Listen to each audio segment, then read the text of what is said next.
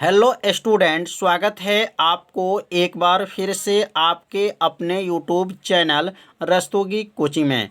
आज के इस वीडियो में क्लास 12 के रसायन विज्ञान अभ्यास 11 में आज हम लोग पढ़ेंगे एथिल एल्कोहल के भौतिक गुण क्या हैं। पिछले वीडियो में जो है एथिल एल्कोहल के जो है बनाने की विधि बताया गया था कि वह कितने विधि से बनाया जाएगा। तो 5 विधि से जो है एथिल एल्कोहल बनाने की विधि को बताया गया। यदि उस भाग का वीडियो आप नहीं देखे होंगे तो प्लेलिस्ट में वीडियो है, वहां से जाकर के उस भाग का वीडियो आप देख सकते हैं। तो आज जो है भौतिक गुण और रासायनिक गुण के बारे में समझेंगे। तो अब हेडिंग को नोट कर लीजिए, भौतिक गुण। अब यहाँ भौतिक गुण किसका हम लोग पढ़ेंगे, तो एथिल एल्कोहल का। तो एथिल एल्कोहल का भौतिक गुण क्या है, तो पहला भौतिक गुण समझेंगे कि यह एक रंगहीन और ज्वलनशील द्रव है। मतलब यह रंगहीन है और ज्वलनशील क्या है, वह द्रव है। तो पहला यहाँ लिख लेंगे, पहला हो जाएगा यहाँ क्या है। तो अब यहाँ पहला लिखेंगे कि यह एक क्या है, ज्वलनशील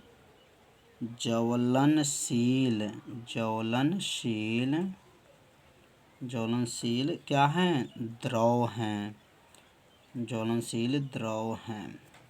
दूसरा लिखेंगे, दूसरा हो जाएगा इसका जो स्वाद होता है वह तीखा होता है। लिख लेंगे इसका स्वाद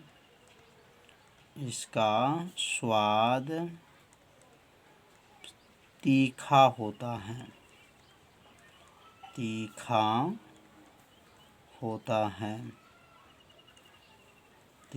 है। तीसरा लिखेंगे कि इसका जो क्वथनांक होता है, तीसरा इसका क्वथनांक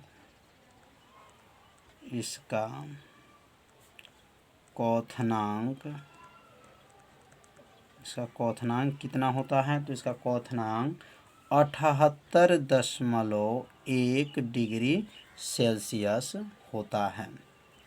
इसका क्वथनांक कितना होता है, 78.1 डिग्री सेल्सियस होता है। चौथा समझेंगे इसका जो इसका घनत्व क्या लिखेंगे, इसका घनत्व कितना होता है। तो लिखेंगे इसका घनत्व जो है 0 क्या होता है, 0.789 क्या होता है, 789 होता है। याद रखिए 0.789 होता है। कितना आसान है, 789 क्रमशः याद कर सकते हैं। तो 4 समझ में आ गया होगा। और पांचवा लिख सकते हैं, पांचवा इसका भौतिक गुण है कि यह उदासीन होता है। क्या होता है, यह उदासीन होता है। तो लिख लेंगे यहाँ पर, यह उदासीन होता है, उदासीन होता है। तो टोटल कितने हो गए यहाँ पर, टोटल जो है 5 हो गए। और छठवां लिख सकते हैं कि इसमें एक विशेष गंध होती हैं। छठवां भी लिख सकते हैं, इसमें एक विशेष क्या होती हैं, गंध होती हैं। देखेंगे इसमें एक विशेष गंध होती हैं, एक विशेष क्या होती हैं, गंध होती हैं। तो टोटल जो है 6 भौतिक गुण जो है बताया गया। तो यह किसका भौतिक गुण था, तो एथिल एल्कोहल का जो है भौतिक गुण था। अब हम लोग पढ़ेंगे इसका रासायनिक गुण क्या हैं। तो अब हेडिंग नोट कर लेंगे यहाँ पर, रासायनिक गुण।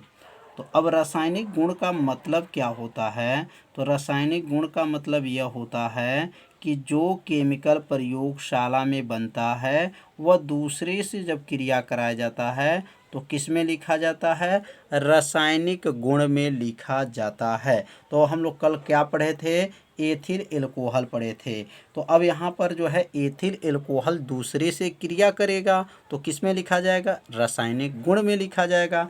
तो अब यहाँ पहला जो हेडिंग रहेगा ये जो है स्थिरीकरण, क्या है, स्थिरीकरण है पहला हेडिंग। तो स्थिरीकरण, यह प्रश्न भी आता है, स्थिरीकरण से आप क्या समझते हैं। तो अब यहाँ पर एस्टरीकरण में आपका पहला लिखेंगे कि जब एथिल एल्कोहल की क्रिया शांत सल्फ्यूरिक अम्ल से की उपस्थिति में एसिटिक अम्ल से कराई जाती है तो एथिल एसीटेट बनता है और इस क्रिया को क्या कहा जाता है, एस्टरीकरण कहा जाता है। तो यहाँ लिख लेंगे जब एथिल एल्कोहल, जब क्या लिखेंगे, जब एथिल एल्कोहल जब एथिल एल्कोहल क्या लिखेंगे, जब एथिल एल्कोहल सांद्र सल्फ्यूरिक अम्ल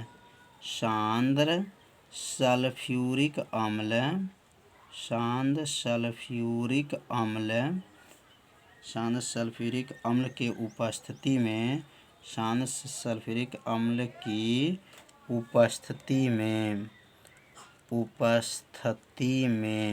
तो शांत सल्फ्यूरिक अम्ल के उपस्थिति में क्या होगा, उपस्थिति एसिटिक अम्ल से, किससे, एसिटिक अम्ल से क्या कराई जाती हैं, एसिटिक अम्ल से क्रिया कराई जाती हैं,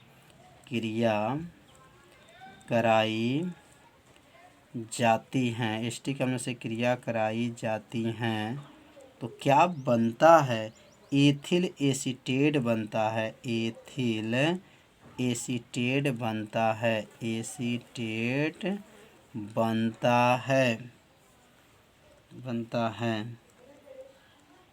इस अभिक्रिया को क्या कहा जाता है, एस्टरीकरण कहा जाता है।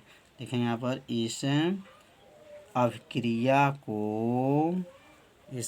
को क्या कहेंगे, एस्टरीकरण कहा जाता है। इस अभिक्रिया को एस्टरीकरण कहा जाता है।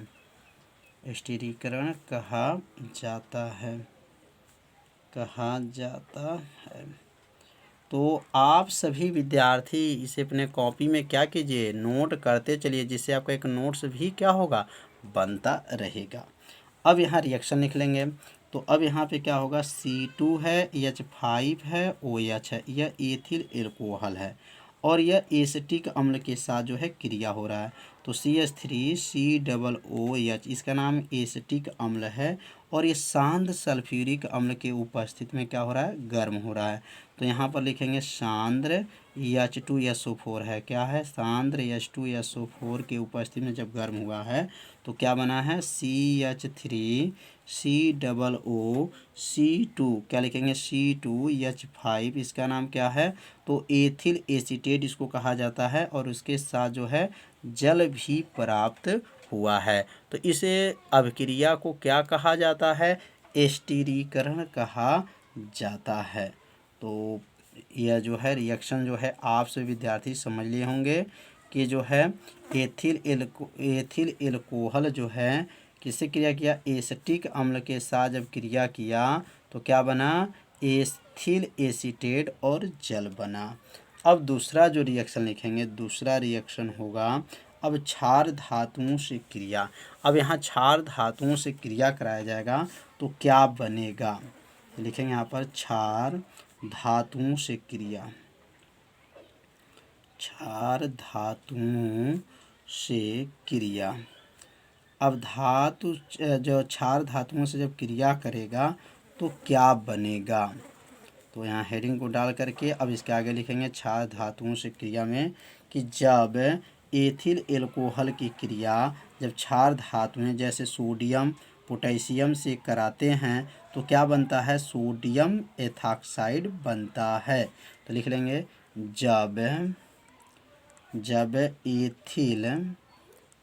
एथिल एल्कोहल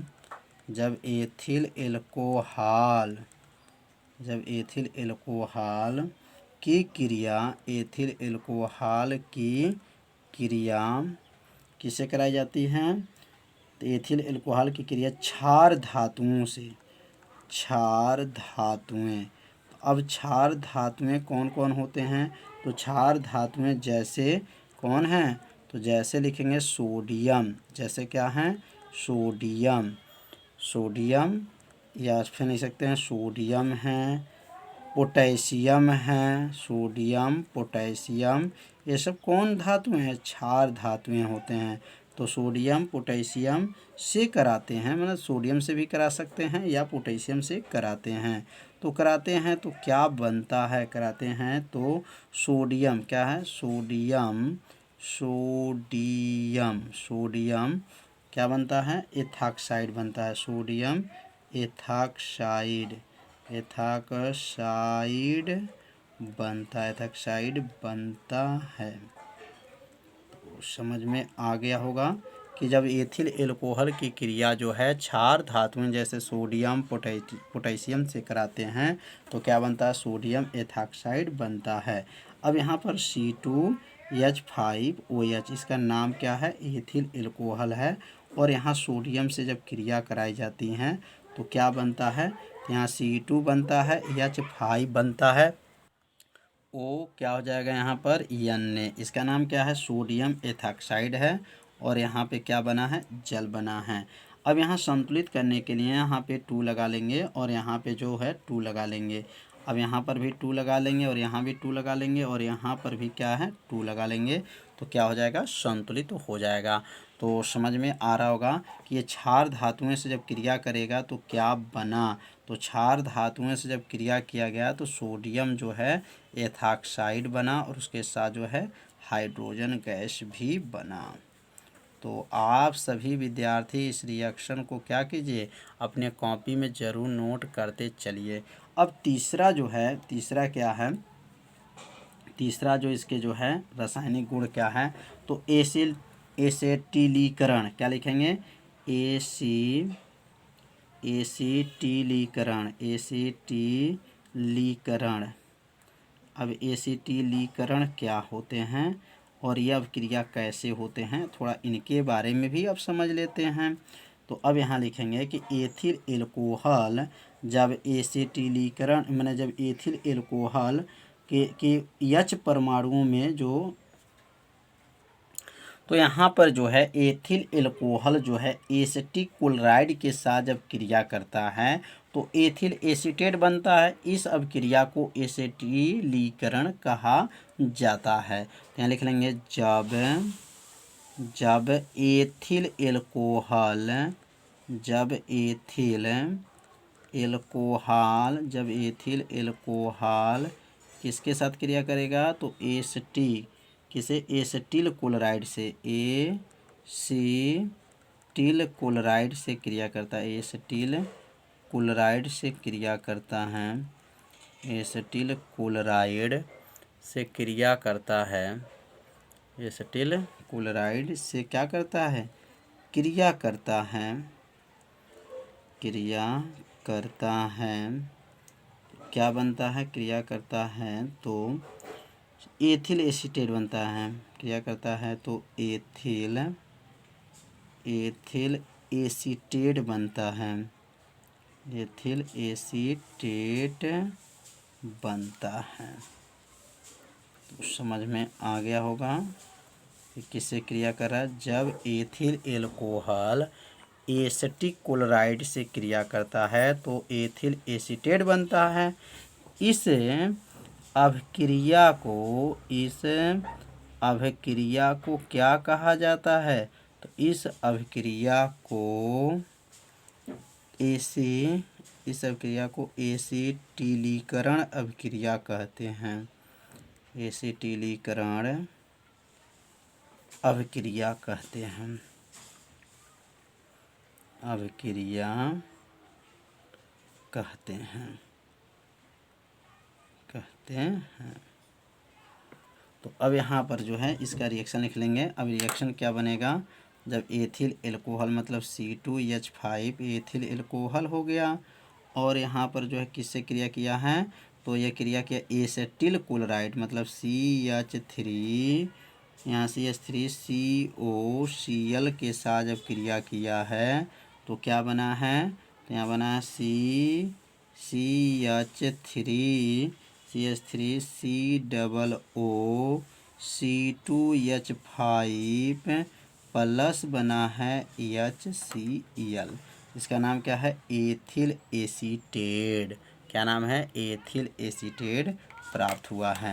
तो समझ में आ गया होगा कि यह जो है किससे क्रिया किया? तो एथिल एल्कोहल एसिटिल क्लोराइड के साथ जब क्रिया किया है तो क्या बना है?